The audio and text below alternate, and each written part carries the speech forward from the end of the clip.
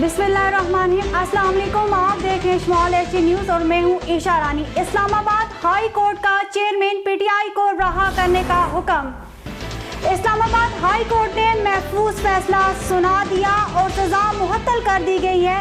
Chairman PTI को रहा करने का हुक्म दे दिया गया और ये ताकीद की गई है कि मुकदमे की हर तारीख पर हाजिरी लाजमी होगी। तोशाखाना केस चलता रहेगा। दूसरी तरफ राय के बाद किसी दूसरे मुकदमे में फौरन गिरफ्तारी का भी खदशा है। बाबर अवान ने निगरान हुकूमत को भी इंतबाह किया है कि उम्मीद है कानून और अदालत के अहकामात पर पूरा अमल होगा और इमरान खान को फौरन रहा किया जाएगा।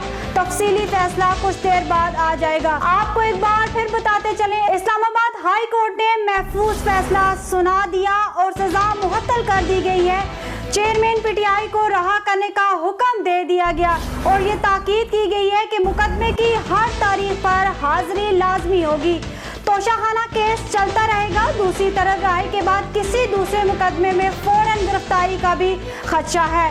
बाबर अवान ने निगरान हुकूमत को भी इंतबाह किया है कि उम्मीद है कानून और अदालत के अहकामात पर पूरा अमल होगा और इमरान खान को फौरन रहा किया जाएगा।